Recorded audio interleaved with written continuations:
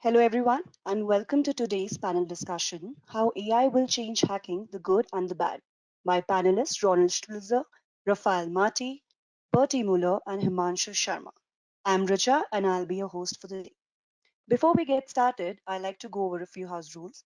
For our attendees, the session will be in listen only mode and will last for an hour, out of which last 10 minutes will be dedicated to Q&A. If you have any questions during the webinar to organizers or panelists, please post it in the Q&A window. Also, if you face any audio video challenges, please check your internet connections or you may log out and log in again. An important announcement for certificate of attendance. Participants need to attend the complete webinar to qualify for the certificate of attendance. Participants should fill in the survey form in the attendees thank you email and answer the 3 questions based on the webinar, provided with the right answers within the same day. If these 2 criteria are met, then only the participants will receive the certificate of attendance within 5 to 7 working days after the event. Now, I would like to hand over the session to Ronald. Here you go. Hello, everybody, and thank you for joining us on this fantastic webinar. We are thrilled to have you here. We have a fantastic audience and, of course, fantastic panelists who will share with you some insights into where things are going with AI and cybersecurity and how AI will change hacking, the good and the bad. And really, this event is for you, our audience. I mean, we love talking to each other here as our panelists, but the reason why we are here is for you. So we encourage you to ask questions and be involved, and we will do our very best to make sure that we answer your questions and share with you the things that you're hoping to learn out of this session. The session's about an hour and a half long, and we will be spending about the first hour with the panelists. They'll introduce themselves and we'll get into some of the questions that we have already arranged amongst ourselves. And then the last half hour is really for you. So don't be shy, put in your questions and we will get through them as we can. Just by way of introduction, I'm Ron Schmelzer. I am a managing partner and principal analyst at Cognilytica. We are a research, advisory, and education firm focused on AI and machine learning. You can think of us as an analyst firm. We track the markets for various technologies and vendors that are producing technologies, as well as the end users, both in the private and the public sector, and how they are adopting AI and machine learning. And the various challenges they have there. As part of that, also, I write for Forbes and Tech Target, and I've written on the topic of AI and cyber and sort of the challenges, both the threats and the opportunities to use AI in the context of cyber.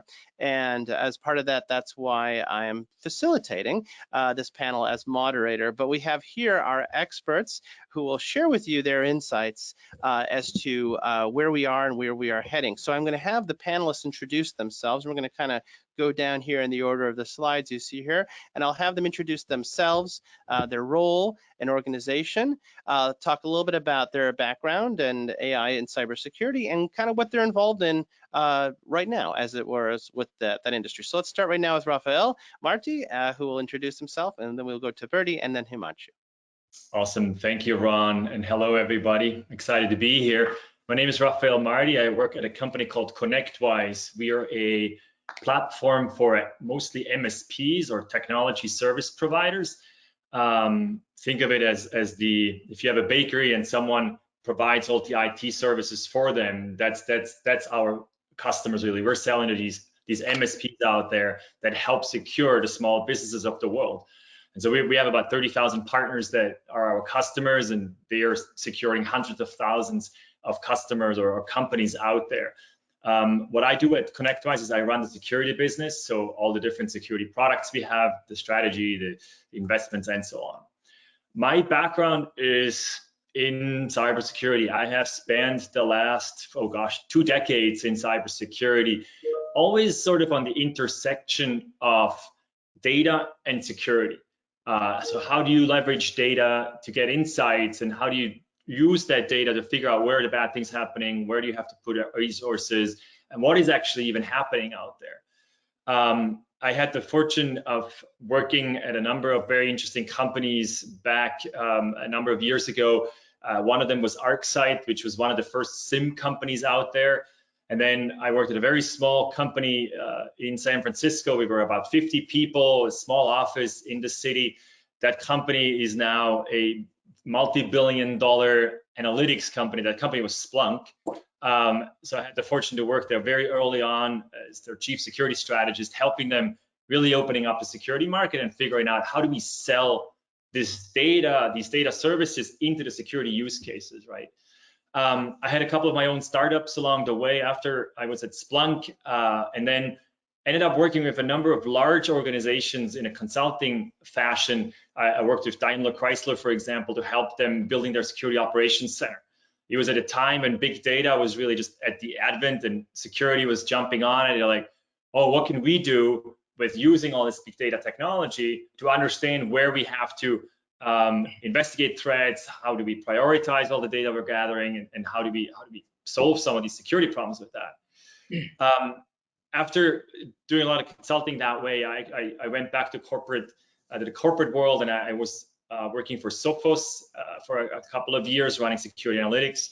And after that, right before I joined ConnectWise about 2 months ago, I worked at a company called ForcePoint, which is one of the larger security product providers, working mostly in the government and intelligence space and working with large organizations, solving really, really hard problems in the cyberspace.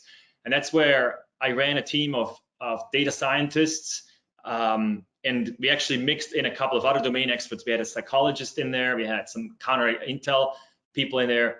And our goal in the research team was trying to figure out how do we characterize humans to understand when they are turning against the company or when they're starting to become a threat.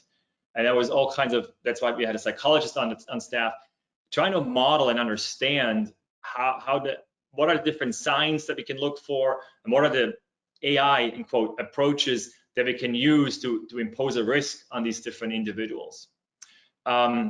So I'll leave it at that for now. I guess we can get more into some of the thinking of my thoughts on AI, but I'm looking forward to the conversation here.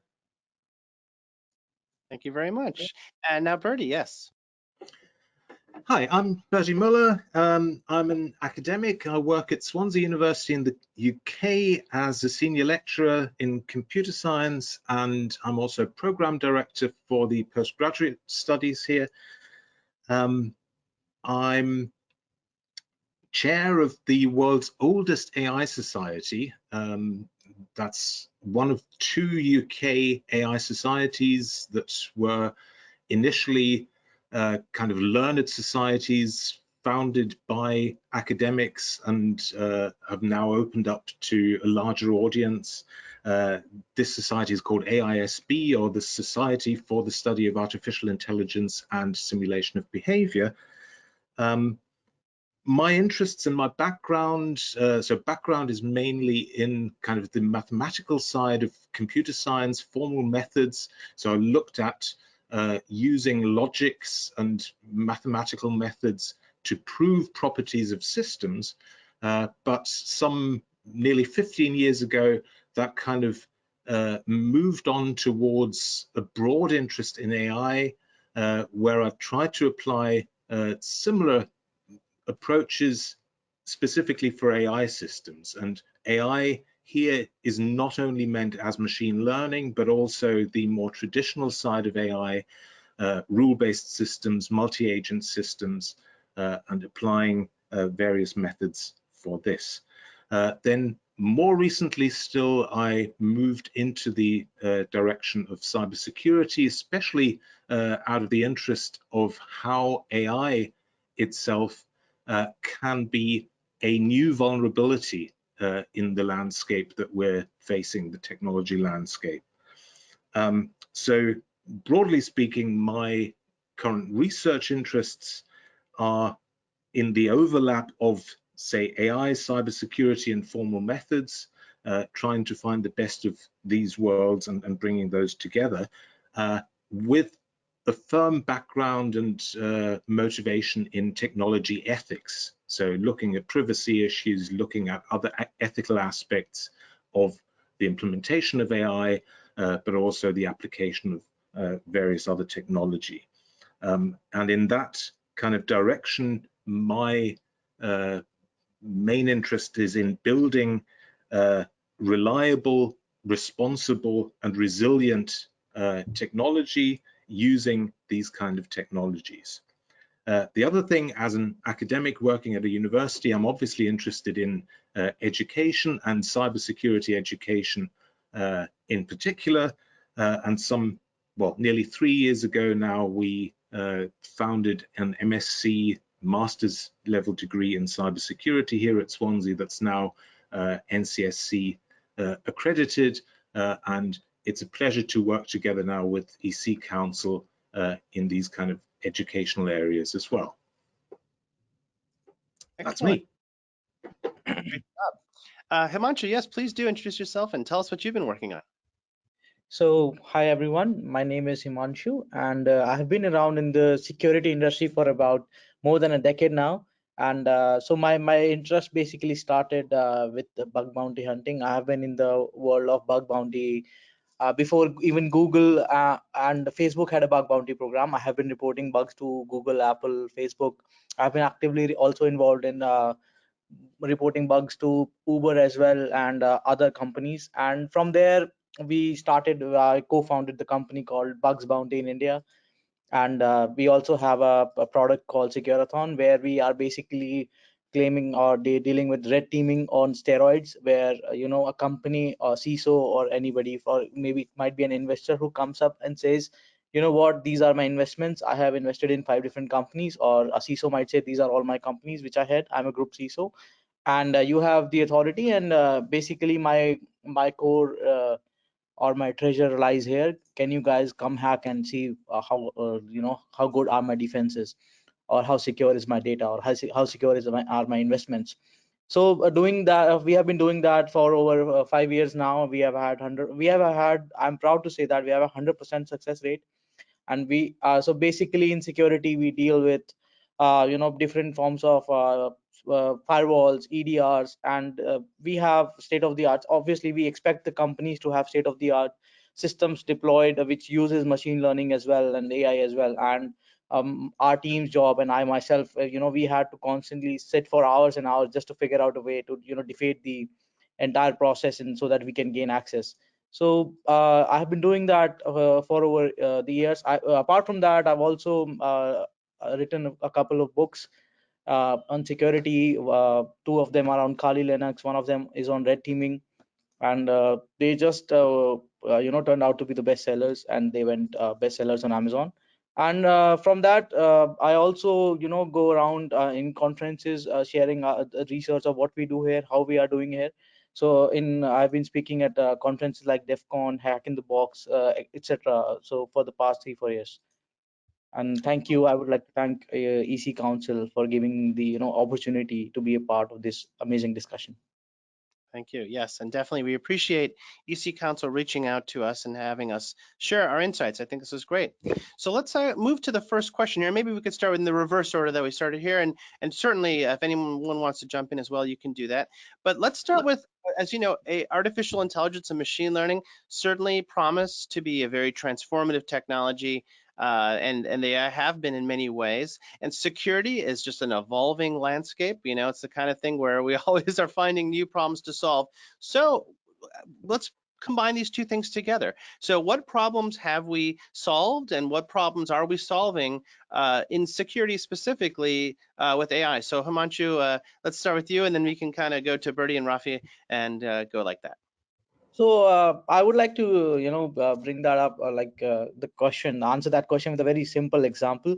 Me being in a security industry, or for example, if we are doing a breach incident response for a company, we have a lot of emails, and usually we have to figure out where the threat was and where it came from. And it's a very boring job, going through millions of emails at sometimes at points. If you go along the logs of months, there are months and months of logs, and you have to go through millions of data sets. So I would say that in those places, AI has been very helpful. Machine learning has been very helpful, because we have so much data, we have millions and billions of data sets. And we have actually started, we have solutions which we can use to try and detect a pattern, where we are able to it saves time. We are able to pinpoint that where exactly the attack would have come from, or which email might have been suspicious, and which email bypassed through all the filters which were put in place. So I would say that those are the kind of problems. For example, spoof detection, there are spam detections, and there are firewalls. A lot of firewalls use ML, and that is up to the speed that we have achieved till now. Yeah, Bertie, if you want to take it. I guess I'd agree. The immense amount of data that we have to deal with these days, whether it is system logs or email, as Himanshu mentioned, without any help and automation, it's simply no longer possible to analyze all this manually. So that's certainly one area where AI has been massively helpful in the past. But we do have to see as well, and I'm kind of flipping the coin here and saying AI is not the one and only tool. So whereas we do have areas where AI is indispensable, we also have to still ensure that all the other areas that have been developed over the last decades in cybersecurity are also kept alive and are adhered to. And AI won't replace policies. AI won't replace sensible behavior of humans interacting with systems. So I think we always need to keep that in mind as well. All right, let's see. The first question I usually throw back when I start talking about AI is, what's AI? And back when I started my career, and like this was in 1999, I worked at IBM Research, and we did a lot of data research, and we just called it a large amount of data. It wasn't called big data yet, and we called it statistics, right? Or math. We looked at distributions of data and maybe outliers and things like that. And it turns out we're not actually doing that much different today, right? It's still, we're doing statistics. Some people like Bertie, you just said, right? Part of AI is sort of the automation piece. Some people equate AI with supervised machine learning, right? Where you have a large amount of data, you can label it, you can classify it with a training label data set, you train the system, and it learns what that data is about based on the labels you gave it, and then for new things that you presented, it will make a decision. But that's not all that there is in the overall scope of AI, right? There's unsupervised learning, there's expert systems, there's rule-based systems, there's reinforcement learning. There are all kinds of different approaches to AI. And when I look at security specifically, what have we been able to do with AI? I would say not as much as we actually think we have or wish we have.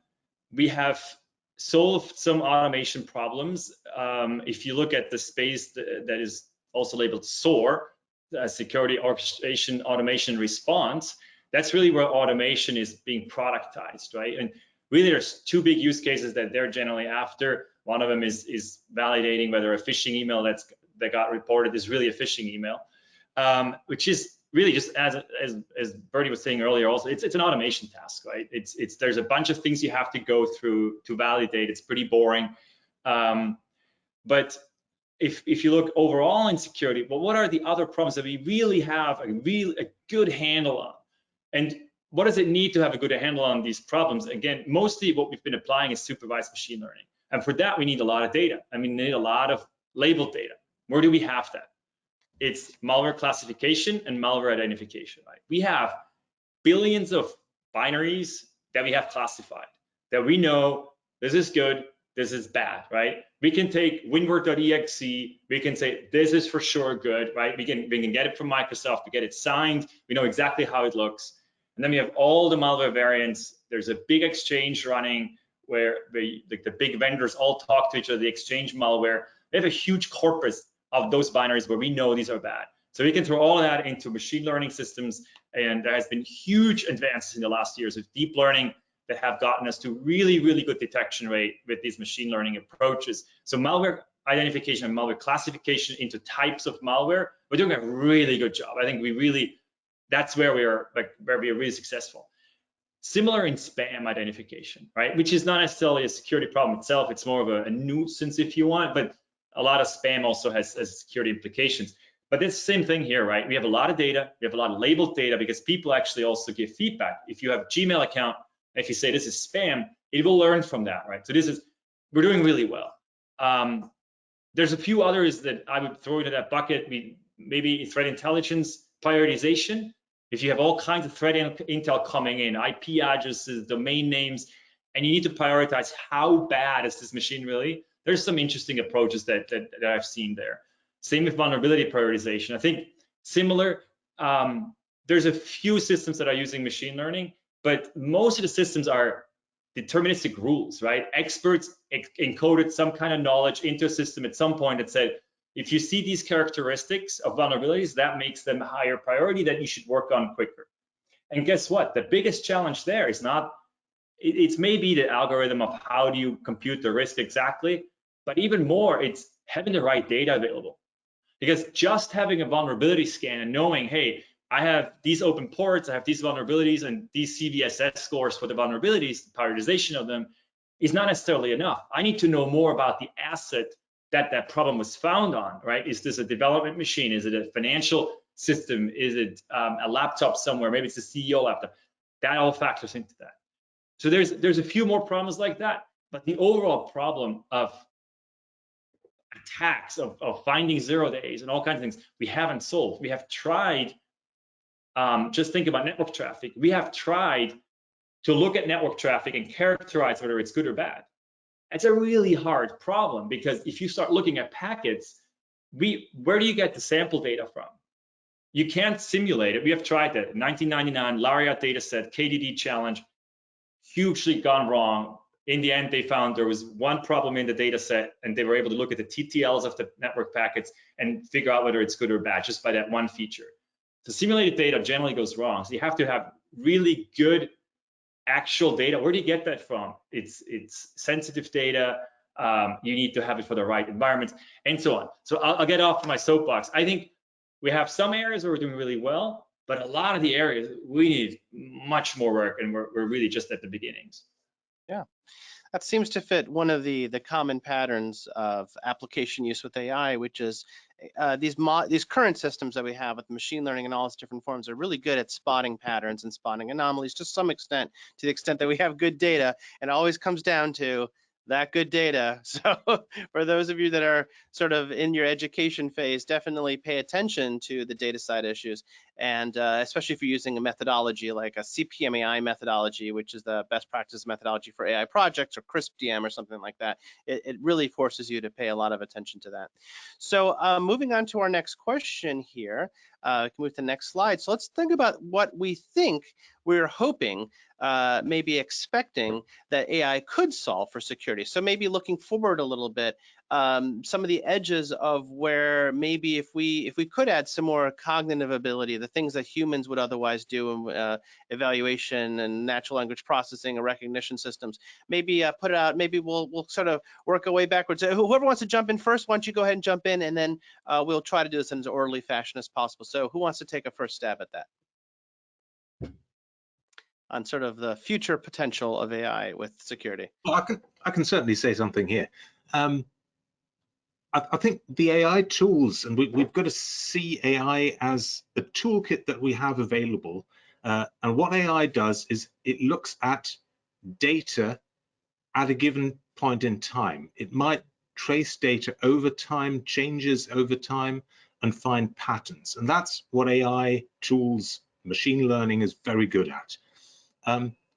If I paint a picture of the future where the data that we send across our networks is no longer just kind of static data, but consists of agents, and I mentioned multi-agent systems as one of the research areas that I'm interested in. So little components of not just static data, but autonomously acting entities, software entities that can traverse networks and kind of adapt to environments. If we're looking at that as the future of what will be happening on the internet, then we need a completely different set of AI tools to deal with these kind of things, and those will in all likelihood no longer be purely ML, machine learning tools, but they will also have to be a combination of the kind of reasoning aspect together with the learning aspect. And that's where we need to really invest in now to be prepared for the future when this will be commonplace in our networks. Excellent. I mean, I just want to take a stab as to where maybe you're seeing in your own research or your own work, kind of where people are attempting to apply or looking at future applications of AI in this space. So I would like to add in here that we had a conference, a cyber grand challenge by DARPA itself a few years ago, where the main goal of the challenge was to to automate the defense mechanisms, so that in real time when an attack happens, the AI is able to detect it uh, and apply the patches on the flow. So I think it was a great success back then, and this is one future which I'm really hoping for down the line, and this would be a great like initiative if it launches successfully. So you can imagine that you don't have to worry about your infrastructure anymore. If an attack happens, the AI will automatically be able to pick it up, defend it, and apply the patches automatically. So that'll be really good. I think the one area that I'm quite excited about, I think that finally in security we're paying a little more attention to, is we've done a lot of protecting machines or IP addresses, right? Like we have firewalls, you say these are the rule sets, these IPs can go to these IPs and these ports. In today's world, it's getting harder and harder to do, right? Like having like agents roaming and BYOD, and you're going to different like networks all the time and whatever. I think we have started to realize that we should focus on two other entities, which is the user or the person and the data, and shifting the mindset a little bit on, well, if you look at it, most attacks are trying to get to some kind of data. Either they want to steal IP, they want to leak it, whatever. It's often some kind of an exfiltration, or maybe they want to change the data, right? Like they want to change the integrity, that they change some financial numbers or something like that in the data. It's often the data is sort of the core of the problem in the end. And figuring out, can we characterize that data in some way? How does the data flow? How does it behave? And then building a wall around that data. Zero trust is one of the concepts in the security space that's getting more and more attention, that has to do with that, where you bring in some of these components and understanding what's the risk that a certain action is posing, by looking at what is being accessed, what's the risk of that, and who's accessing it, right? And I think we've done, in my previous job, we've done a lot of work around that, as I mentioned a little earlier, trying to characterize the human also from really a human perspective. Like, what are their stressors? Why would they be malicious against the company? Specifically, if you look at spies or insiders, right? Like, what makes someone turn against the company? The challenge we had was mostly that we wouldn't get the right data, right? Like in order to understand a person holistically, I need to know all kinds of things about you, right? I need to know if you have there's all kinds of models, like what kinds of stressors you have. Are you personally stressed? Are you financially stressed? Are you legally stressed, right? Like if suddenly I'm in a lawsuit, I have financial trouble, I'm probably more likely to become a spy if I get recruited and turn against the company, right? So what are my internal motivations to do that? But to characterize that, we don't have to write data. It's really, really, really hard to gather that. And then we get into all kinds of conversations of ethics and should we collect that and Big Brother and whatnot. But I feel like there's something there around characterizing data and users. Excellent. That's really interesting insights, and you guys have brought up some topics which I'm sure some of our listeners here might be interested in following up further on, some of the DARPA challenge and things like that. So moving on to the next chair, let's think about the flip side, which is we talked about some of the possibility of what we could do and how AI could be helpful. But let's look at the other side. What are some of the dangers? It's sort of an open question here: dangers, risks, challenges of using AI in cyber. And who wants to jump in first on this one to talk about some of the downsides to the use of AI for cyber? So I think I would. So the biggest danger I see right now is that because the AI majorly which we are using is domain specific. For example, if there's an AI which is deployed for spam detection, let's say, for the easiest example. Now the thing is, the danger which I see here is over dependence. So you cannot rely fully on the AI right now. There has to be some sort of manual intervention or manual checks. And because you see that if you are totally dependent, or if your security of a organization or your network is totally dependent on something which is on AI, and you have no manual checks, the risk of you getting compromised actually increases. So that is one big danger. Another one that I see, I gave a talk at Black Hat a few years ago where I talked about the dangers of algorithms. And it's very simple, right? You're a developer, you're building software. Let's say you're building security software, right? Firewalls, antivirus, something like that. And a very important component that's going to run on a lot of systems, has a lot of privileges to do things. And you want to do some machine learning or some AI. What do? Well, you go to the internet and you download a library.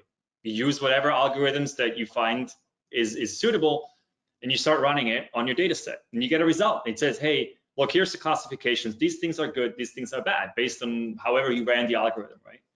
Now, the challenge is that you don't necessarily know, or in most cases, the developer will not know what the algorithm just did, right? A lot of these developers, and I can't fault them, they're software developer, right? They're using libraries, they're calling functions to do a certain job. In this case, though, that's dangerous because you have to understand the statistics of the underneath algorithms to understand what can you even feed this thing, how do you have to set the parameters, and how do you interpret the result. And that is something that's being omitted and not even paid attention to. And we're starting to build in these algorithms into these systems that come up with answers that make decisions for us, right? To Himanshu's point there, there's no supervision in the end. There's a decision being made, but we don't even know why.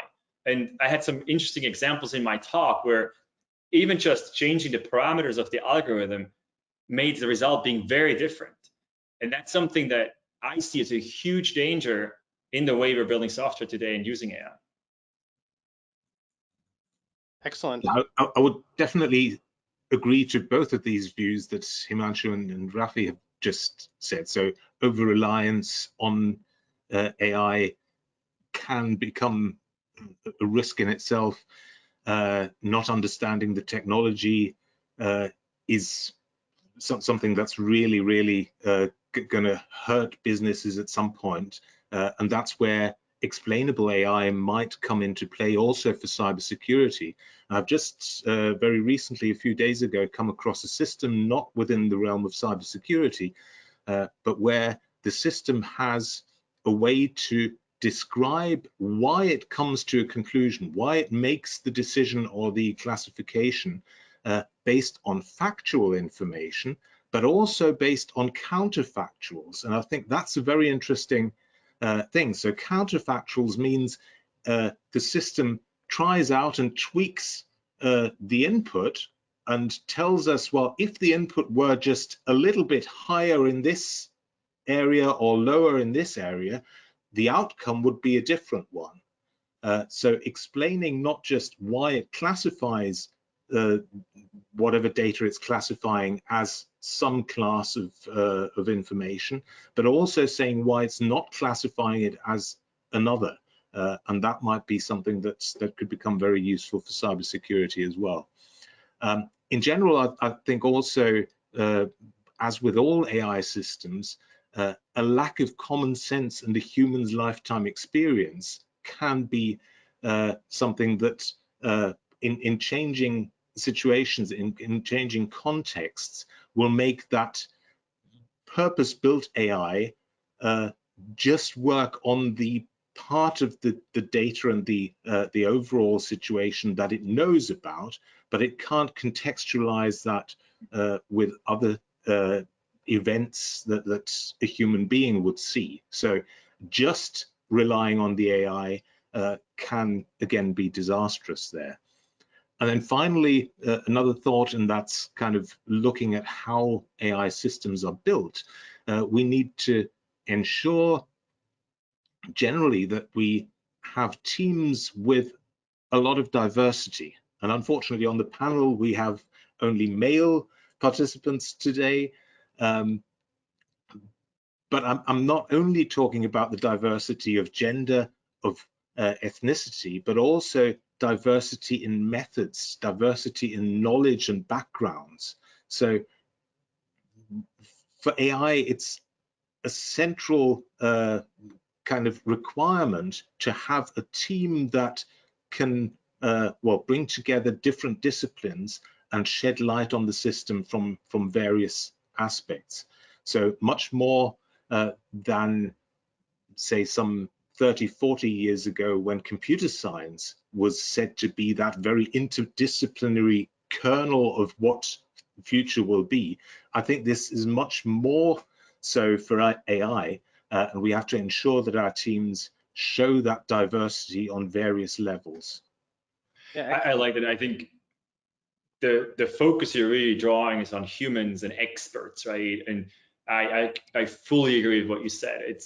It just shows that we need to build these systems that non-data scientists, non-statisticians, non-mathematicians can look at what the system is doing or has been doing, or how it's classifying, or how it's making decisions, and can then give feedback on it and say, wait a second, but you only looked at this one thing. That is never enough from a security domain perspective. Just an open port doesn't mean you're vulnerable and you're going to get hacked, right?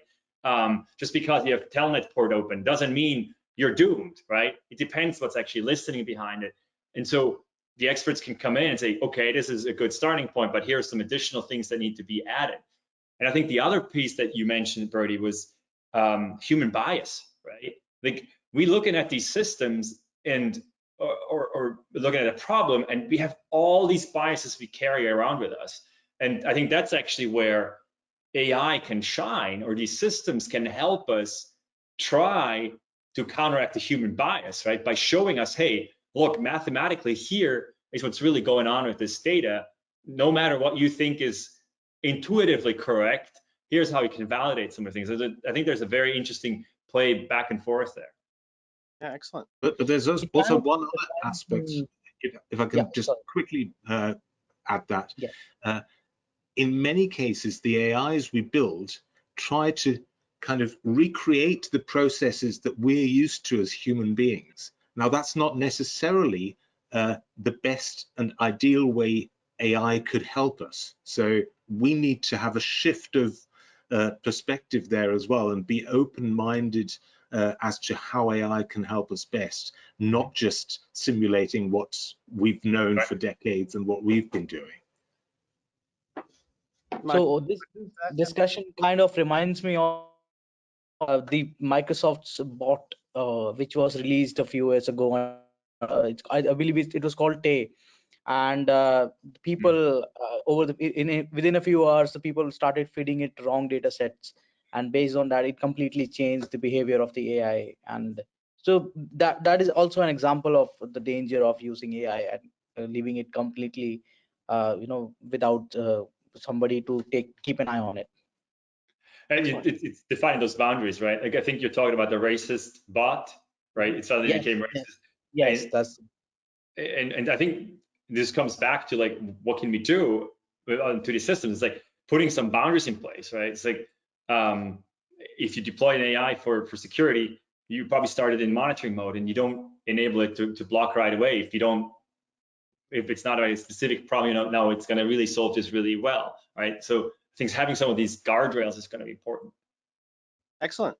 So it's a great topic. We have a lot to say on the subject. You know, the only thing I'd like to add is you have to protect your AI systems too. You know, the data on which AI systems depend on, the machine learning models themselves, the deployment.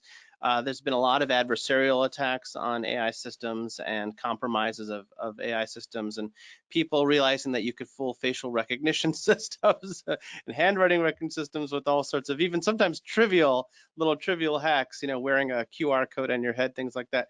So so it's interesting, hot area. This actually kind of leads into the next question, which is actually a little bit related, which is, can we trust? I mean, given that we have these downsides to the AI systems, we talked about some of the opportunities. I guess the open question, can we trust using AI? Is it even possible to have trustworthy AI systems in this area? Who wants to take a stab at that one? I know, Bertie, you have a lot to say on the issue of trustworthiness, or separate from the issue of explainability, right? yeah, I guess explainability is one part of achieving trust in a system. The other thing that I mentioned in our pre-talk is kind of the regulatory aspect that we see in Europe at the moment, where the European Commission, European Union is trying to introduce legislation around AI systems and how they have to maintain a certain trustworthiness and accountability. So all these kind of things are a little bit vague when it comes to AI. But generally, I think the same holds for cybersecurity as for other areas and businesses and use of AI thereabouts. We need to just apply those, well, principles of designing responsible, reliable systems. And I think, well, in my research, I identified reliable as a main aspect. We've been working on that for many years with formal methods, with proofs of properties, as I mentioned before. So that's fairly advanced. Resilience is something that's come up a lot in cyber, and that's something that's also been looked at least for the last decade or a little bit longer. The responsible design of these systems, that's pretty much still in its infancy, and I think that's where we need to, well, focus on right now to make the systems trusted and trustworthy. Rafi or Himanshu, want to talk a little more about the trustworthiness aspect? The question is, can we trust it? So you can say yes or no. But Absolutely. Absolutely. how Me can being in the domain for so long, I would never trust an AI for my security at all, because we ourselves have been in situations where we had to bypass a lot of ML based or behavioral based anti malwares or malware checks in place. So although they do detect behavior and they train themselves for it, a lot of antiviruses or anti malware softwares have some sort of behavior detection engine, but we are still able to bypass it. It takes a while, but yes, we are able to bypass it. So I would never trust, not yet, I would say, not yet. Maybe in the future, yes, but right now because all these AIs and these engines are mostly dependent and trained on data set. So and again, the situation comes as the same as the previous question. If somebody poisons the entire data set, then you cannot trust the outcome of it at all. I hate giving this answer. It's the lawyer answer, right? It depends. I think we can trust certain parts, right? I think in Himanshu's case, I agree, right? Like, do I trust that the EDR or AV or EPP software on my endpoint is 100% protecting me from all possible attacks? No. Do I trust it that it can do certain things? Yeah, of course, right? It's blocking a lot of stuff. It's most of the things that will attack me are probably going to be covered by it, right? So it depends a little bit on what the scope is. It also comes back to the discussion we had a little bit earlier, is how are these systems trained and built, right? Do we trust that we had the right data to train these systems? Do we trust the process of how these AIs are being built and deployed? The case of, say, malware identification, right, is, I think, pretty solid nowadays. It would take a lot for, and actually, I would love your opinion on this, Himanshu. I think it would take a lot for an attacker to really poison the AI algorithm with enough samples that it would sway the detection in some negative way. Like, we have millions of good and bad samples, and sure, you can definitely insert stuff in there, but I have a hard time thinking that someone could really poison the way the security industry today does malware identification. Just that aspect of it. I'm not saying it's 100% in the end, but The same answer. So yes, it's difficult, but it's not impossible. We never know, somebody might still actually be able to do it. So although it's very, very difficult, even I agree with it, that because they have been doing it for years and years, and they have probably billions of samples they analyze, and based on that they have trained the AI, they have deployed the EDRs, and every day new samples are submitted to them, because every day new complex attacks are being done on different organizations, and these all these EDR companies, they collect samples from all these various deployments. So I would agree that yes, but if it's still I would not say that it's impossible.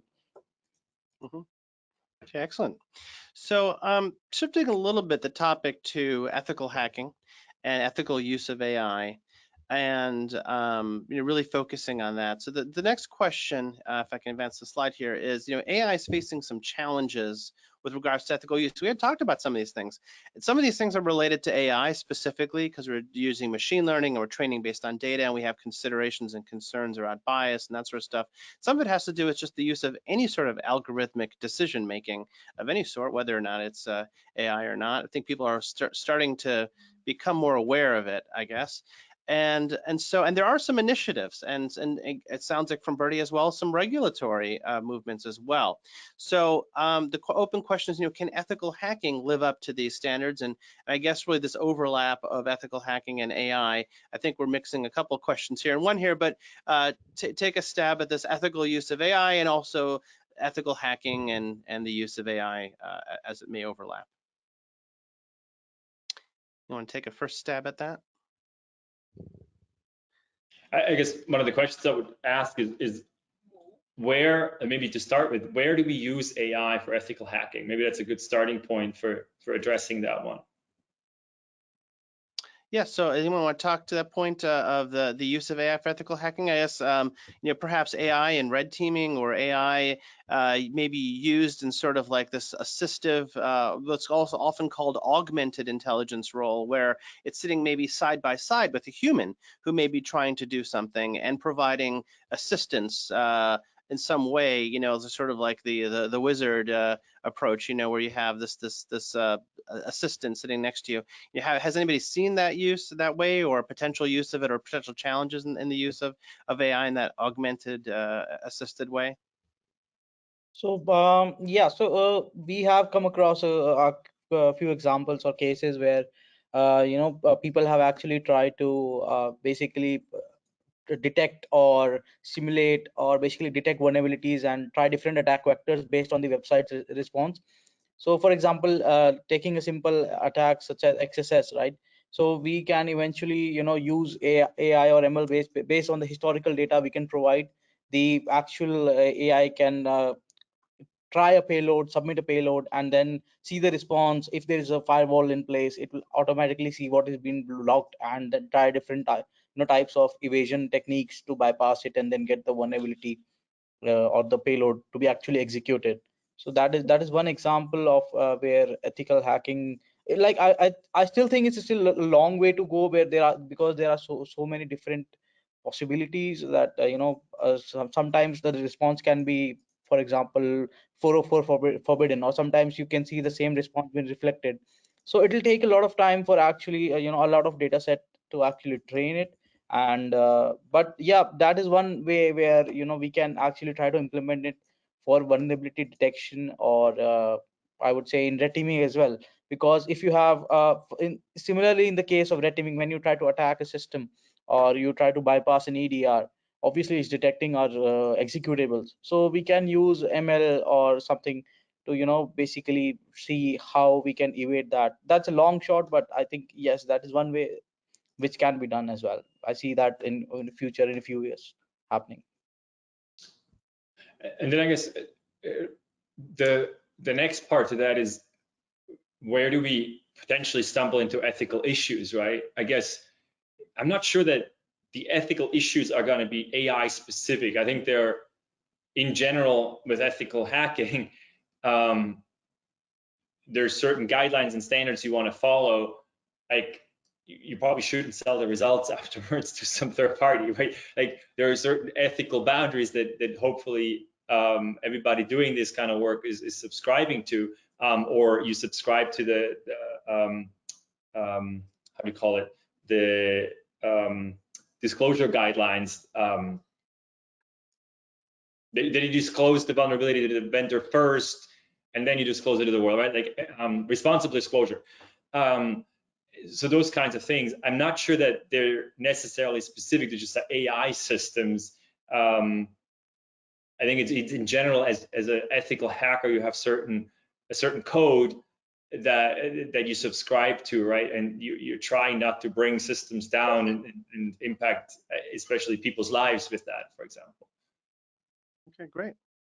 I think as long as we have human ethical hackers in the game, yes, that's true. But imagine in 5-10 years' time when AI might have evolved even further, and we have those kind of autonomous agents that do the ethical hacking, that act on behalf of humans. Then we need to look at accountability issues. Then we need to ensure that they actually act according to the ethical guidelines that we want the human ethical hackers to follow, and that they can't be kind of well, kidnapped and the actual ethical hacker being held ransom.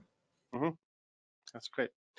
Well, that was actually something that we had put together at Cognilytica a while ago. We put together this ethical framework, which was itself just a combination or compilation of the various ethical frameworks that are out there on the various aspects that you have to concern yourself when you're using any sort of data-driven algorithmic decision-making system of any sort, especially the kind that we may use in an autonomous fashion. And fundamental to all that, of course, is human control and human agency. Also things like disclosure and consent. A lot of these things just do not happen. You may be interacting yourself with systems right now, and you may be interacting with an automated system. You have no idea that you have that. Do you have the right to consent? Do you have the right for disclosure? These are all things that we are working our way to try to understand more. And I encourage anybody, if you're interested, just go to the Cognilytica site. You can download it for free, the ethical framework, and you can see how that may apply to what you're doing. What you're interested in. So moving on here a little bit, let's talk a little bit about the challenges that are faced during training. So I think you had mentioned, Rafi had mentioned something about this when we were talking about the data that was necessary to train these systems, and maybe how applicable it is, maybe how applicable it isn't. But I don't know if you want to dig a little bit deeper into this question that we have here on some of these challenges related to AI training for cyber. I think we brought up a number of issues already, right? There's bias issues in all kinds of places in the data itself. I think that's actually that is a really hard problem to solve, because often in the security space, we're building products. We go in a lab and we take some data we can find and we try to train the data on, or the systems on it, and then come up with some rules or some AI system that we deploy later. But who says that my lab has a similar setup to your environment where you're actually going to deploy these kinds of things? So what's the impact of taking that AI system out of the lab and putting it into the reality? How does it adapt itself? How does it learn there? There's the biases in algorithms, right? I just mentioned a little earlier. Part of that is people just applying algorithms without knowing what they're doing. But it's not even just an oversight. Some algorithms are built that way, and if you input X, say normally distributed data, then it will have an output error, right? You just have to know that. Those are a couple of the biases that we have to be really aware of.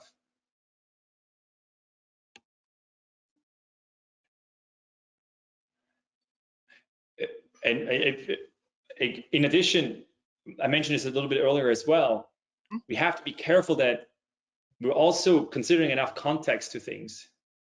Ooh. Okay, that's true. That's true. Have any of our panelists gone ahead and trained any AI systems yourself? I think we might have lost Rafi there on the video feed at the moment. Hopefully we'll gain him back here, but there you go, he's back. Okay, he's got different perspective camera there, I see. Yeah. But yes, Bertie or Himanshu, have you yourself experienced any of these challenges with AI data training for cyber?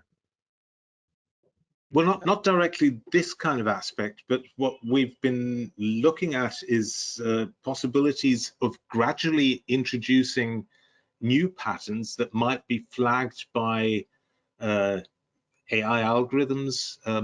and this can happen over a longer amount of time. And if these are flagged, but then by human experts, well, kind of, well, identified as innocuous and as okay, you might end up with having some patterns, some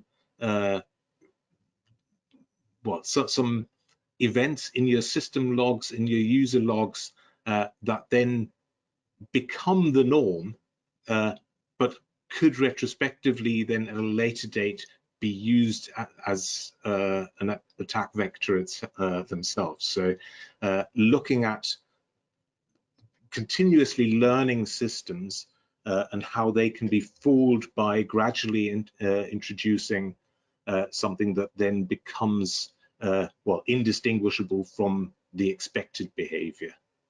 Yeah, that makes sense. Yeah, tainting the learning data. That makes sense. Well, we're kind of coming up on audience Q&A time here, so just I just want to remind everybody who's listening that we are here for your questions.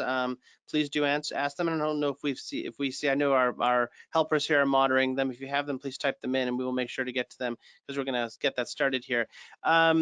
I'm actually going to just jump a couple questions ahead here because actually some of these questions we've been addressing throughout. And I think it's fantastic.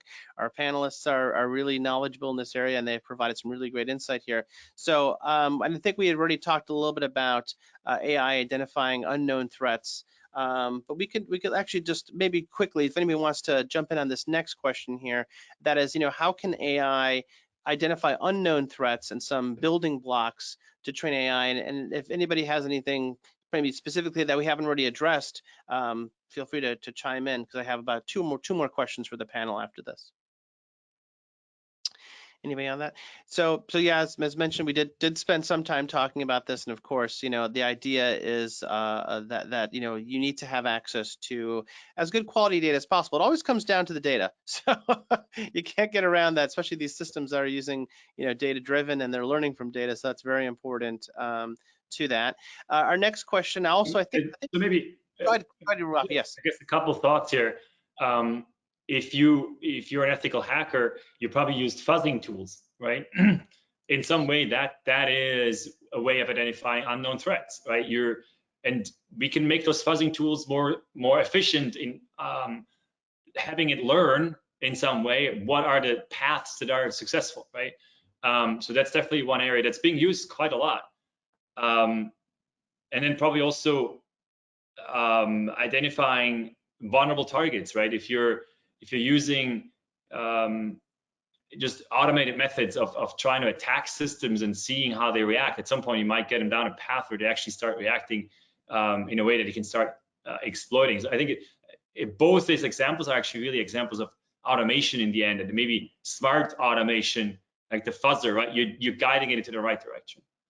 Yeah, I think you can have something like an sort of marked levels where you can have some flags. So as per an attack happening, of if an unknown threat comes, and if all the flags get triggered, from there the AI can pick up a pattern, like as to where this is coming from, where this is going, and where it might end up eventually. So I think that something like that probably will help. Excellent. And I think maybe one more question here for the panel before we open it up to your questions. And I think maybe this last question about applying AI to both sides. So like the analogy that I always like to think of about AI in the hands of those who are trying to protect their systems and AI in the hands of those who are adversarial trying to attack those systems reminds me always of the old, the radar detectors and the police radar cameras, right? It's this sort of ongoing battle where you are trying to have police are trying to enforce the speed limit and they have their radar guns, and on the other side you have radar detectors that are trying to detect them. And at some point, someone will say, okay, we just have to make radar detectors illegal because we're never going to win this battle. Because I think it was literally the same company selling tools to the same people, to opposite sides, that is. So, so to this last question here, which is, could applying AI, that's just the next slide after this one, if you can, and that is, could applying AI on both sides, red teaming and network security, really help AI learn by itself, which is this goal of self-learning systems. Some of what we've been seeing with things like DeepMind and maybe advanced forms of reinforcement learning. Kind of where have we seen this sort of the extent to which AI systems can learn from itself over time? I think the CGC Grand Challenge by DARPA itself is the biggest example where they had AI on both sides. One AI was attacking the another, and the other was actually blocking the attacks, patching itself. And the first AI was again trying to make the attack more complex and evade those defenses. And then again, so this is the best example I can think of right now. And it happened back in 2016 or 17, I guess.